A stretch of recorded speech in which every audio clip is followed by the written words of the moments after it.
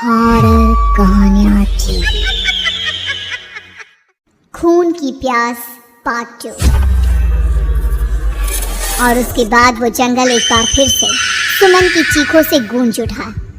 लेकिन आज की रात सुमन की चीखों को सुनने वाला वहां पर कोई भी नहीं था। अगर वहां पर कोई मौजूद था तो बस हरिया, जो कि अब एक भेड़िए में बदल चुका था। सुमन के बालों को पकड़कर घसीटते हुए वो जंगल के बीचों बीच एक जगह पर ले जा रहा था। अगली सुबह गांव में। अरे भाई, पता नहीं क्या बात है, अपने गांव का हरिया किसान और उसकी पत्नी सुमन दोनों गायब हैं। दोनों का कोई अता पता नहीं। अरे कैसी बातें कर रहे हो भाई, ये कब हुआ है? अरे पूरे गांव में खबर फैली पड़ी है। कल रात को दोनों खेत की तरफ जा रहे थे, लेकिन लौटकर आए ही नहीं। तो हो सकता है अपने खेत पर होंगे। पूरा गांव ढूंढ कर आया है भाई। जानते हो क्या मिला वहाँ पर? क्या हुआ भाई? क्या मिला? बताओ हमें, क्या मिला? अरे हरिया की पत्नी सुमन के कपड़े पड़े हुए थे। शरीर का एक एक कपड़ा फटा हुआ झोपड़ी के बाहर पड़ा था, लेकिन दोनों पति पत्नी का कोई पता ठिकाना नहीं था। अरे भाई, लेकिन उसका जो दोस्त है ना रामू किसान, उससे पता करके आते हैं ना। अब तक तो दोनों साथ ही खेत पर जाया करते थे। हाँ, हमें उसके घर जाना चाहिए भाई। चलो वहाँ चलते हैं, चलो। वो सारे लोग रामू के घर पर पहुँचते हैं। रामू अपने घर के बाहर बैठकर हुक्का पी रहा था। आज सारे के सारे लोग टोली बनाकर मेरे घर क्यों आ रहे हैं? क्या कोई मर गया क्या भाई? अरे कैसी बातें कर रहे हो? तुम्हारा सबसे अच्छा दोस्त हरिया और उसकी पत्नी गायब है और तुम यहाँ बैठकर हुक्का पिए जा रहे हो? रामू ने अजीब सी नजरों से उन सब गांव वालों की तरफ देखा, जिसकी वजह से वो लोग एक बार के लिए डर गए। गायब है? अरे गायब नहीं है, मुक्ति मिल गई है। उन दोनों को मुक्ति मिली है। इस दुनिया में आकर हर इंसान पाप करता है और उसे उसके पापों के लिए मुक्ति मिलना बहुत जरूरी है। अरे ये कैसी बहकी बातें कर रहे हो भाई? हैं? और इसका चेहरा अजीब सा क्यों लग रहा है? लगता है दोस्त के मरने का गम बैठ गया है। पागल हो गया है शायद ये पागल।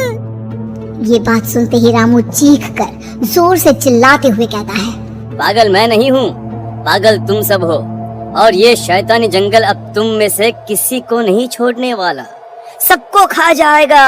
याद रखना मेरी बात। शैतानी जंगल? कैसा शैतानी जंगल? लगता है रामू पागल हो चुका है। हमें यहाँ से चलना चाहिए भाई। चलो। तभी रामू की पत्नी बाहर आती है। नहीं, आप लोग इनकी बात का बुरा मत मानिए। 2 दिन पहले हरिया के साथ खेत पर गए थे। जब से वहाँ से आए हैं तब से ऐसी ही बातें कर रहे हैं। भगवान जाने ऐसा क्या देख लिया उन्होंने, खेत में कुछ भी बड़बड़ाते रहते हैं। लेकिन गांव के लोगों ने कमला की कोई बात नहीं सुनी और वो सब वहाँ से चले गए। रात अब धीरे धीरे ढलने लगी थी। तभी अचानक किसी ने धीमी सी आवाज में रामू को पुकारा। रामू, आजा, मैं तुम्हारा इंतजार कर रहा हूँ। और सुनो, अपनी पत्नी को साथ लेकर आना, नहीं तो काम अधूरा रह जाएगा। ये आवाज सुनते ही रामू के चेहरे पर शैतानी मुस्कुराहट आ जाती है। वो धीमे कदमों से अपने घर के अंदर आता है। क्या हुआ? तबीयत ठीक है ना अब आपकी? मैं तुझे अपने साथ खेत पर ले जाने आया हूँ, चल। मैं तुम्हारे साथ कहीं नहीं जाने वाली। मुन्ना गहरी नींद में सो रहा है और उसे अकेला छोड़कर मैं तुम्हारे साथ खेत पर नहीं आ सकती।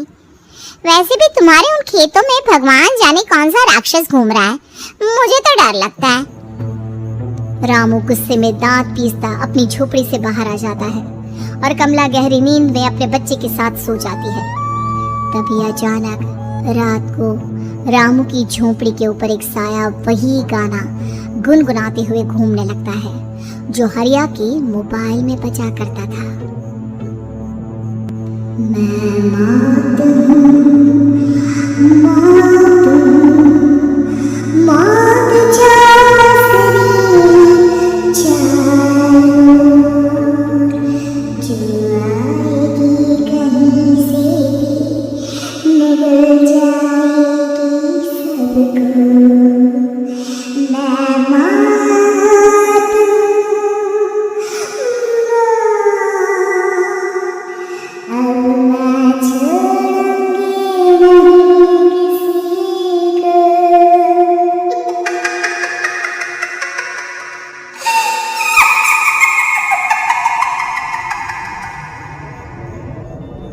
ये आवाज सुनकर रामू की पत्नी कमला की आंख खुलती है और वो देखती है कि उसका मुन्ना अपनी जगह से गायब था।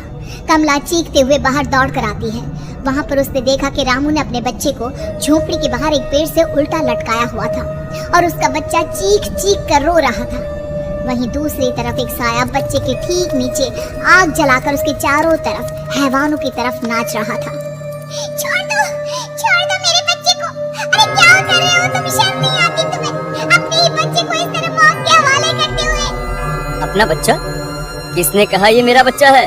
अरे ये तो उस रामू की औलाद है, इस गांव के किसान रामू की, और मेरी दुश्मनी इस गांव के हर इंसान के साथ है। क्या? कैसी बात कर रहे हो तुम? ये औरत कौन है? ये मेरे बच्चे को खा जाएगी। तभी अचानक से उस साया ने एक बेहद खतरनाक दिखने वाली औरत का रूप ले लिया और उसकी आंखों से आग निकल रही थी। सही पहचाना तूने, मैं तेरे बच्चे को खा जाऊंगी। अगर तू अपनी इस हैवान पति रामू के साथ जंगल नहीं आए तो मैं तेरे बच्चे को खा जाऊंगी। लेकिन क्यों? आखिर क्या चाहती हो तुम मुझसे? मुझे जंगल क्यों ले जाना चाहती हो? औरत बुरी तरह से ठहाके मार मार कर जोर जोर से हंसने लगी और साथ में रामू भी। ये तो तुझे वहाँ चलने के बाद ही पता चलेगा ना। अगर तू नहीं आई तो थोड़ी देर में तेरा ये बच्चा आग में जलकर मर जाएगा। चल जल्दी। नहीं, मेरे बच्चे को छोड़ दो। तुम जहाँ कहोगे मैं तुम्हारे साथ चलने के लिए तैयार हूँ। और उसके बाद उस बच्चे को झोपड़ी में लिटाकर आगे आगे वो साया चल रहा था और उसके पीछे पीछे रामू अपनी पत्नी के बाल पकड़कर उसे घसीटते हुए जंगल की तरफ ले गया। जंगल में जाने के बाद, कितनी खूबसूरत हो तुम। आज की रात बस तुम और मैं एक दूसरे के साथ रहेंगे। मुझे तुमसे बहुत डर लग रहा है।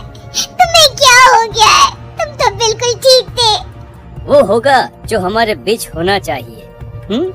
तो आओ आओ अपने आप को मेरे हवाले कर दो। कमला ने डर की वजह से अपनी दोनों आंखें कसकर बंद कर ली थी। रामू ने बुरी तरह से चीख कर कमला से कहा, आंखें खोलो अपनी और मेरी तरफ देखो। कमला ने जैसे ही अपनी आंखें खोली उसने देखा कि रामू एक खतरनाक खूनी हैवान में बदल चुका था।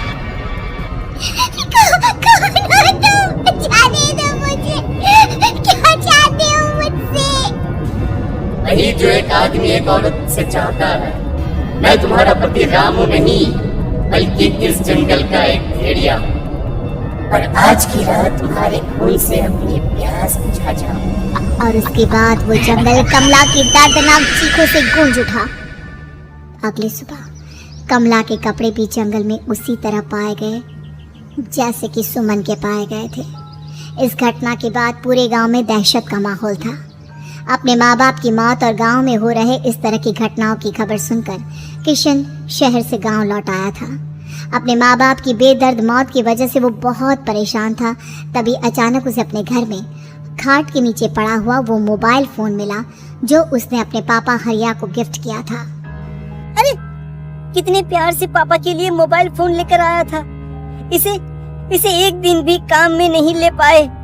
और आखिर कौन है जो गांव में इस तरह की हत्याएं कर रहा है? क्या है इन सब के पीछे? क्या है? मुझे पता करना ही होगा, वरना एक दिन पूरा का पूरा गांव खाली हो जाएगा। इस गांव में एक भी जिंदा इंसान नहीं बचेगा। गांव के लोगों की मदद करने के इरादे से किशन अपने गांव से दूर एक दूसरे गांव में बहुत बड़े तांत्रिक के पास मिलने के लिए गया।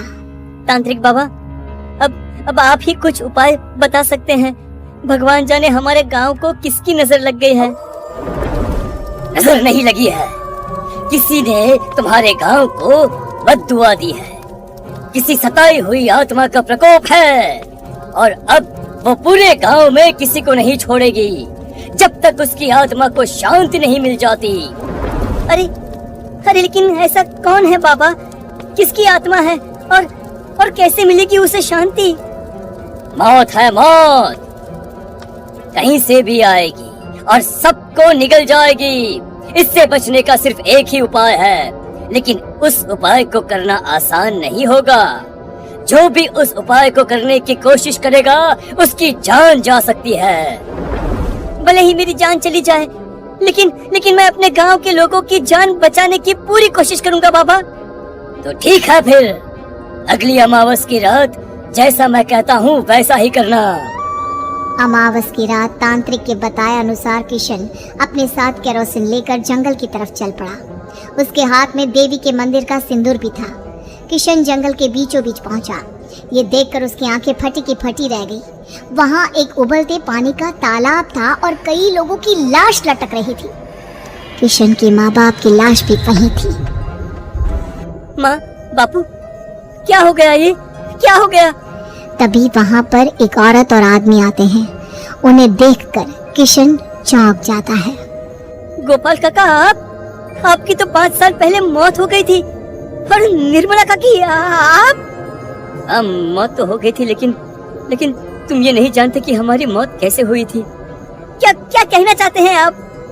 कुछ नहीं, बस ये जान लो कि अब इस गांव में कोई जिंदा नहीं बचेगा। लेकिन क्यों काकी? क्योंकि 5 साल पहले इन गांव वालों ने मुझे डायन बताकर पत्थर मार मार के मार डाला। मेरी कोई गलती नहीं थी। गांव का एक बच्चा क्या लापता हुआ, सारा इल्जाम मेरी पत्नी पे डाल दिया। और जब मैंने निर्मला की जान बचाने की कोशिश की तो मुझे भी मार डाला। आपके साथ ये बहुत गलत हुआ काकी, लेकिन आप जो कर रहे हैं वो भी सही नहीं है ना? तुम यहाँ से चले जाओ वरना तुम भी नहीं बचोगे। हमारी आत्मा पिछले 5 साल से मुक्ति के लिए भटक रही है। चले जाओ यहाँ से। मौका देखकर किशन सिंदूर उन दोनों के ऊपर डाल देता है। उनका शरीर जलने लगता है और वो भयानक तरीके से चिल्लाने लगते हैं। अगले ही पल किशन उनके ऊपर केरोसिन डाल देता है और वो दोनों जल जाते हैं। किशन अपने माँ बाप और दूसरी लाशों का अंतिम संस्कार करवाता है और अपने घर लौट आता है। लेकिन वो अभी भी इस बात से अनजान है कि मोबाइल अभी भी बज रहा था। मैं मौत हूँ, मौत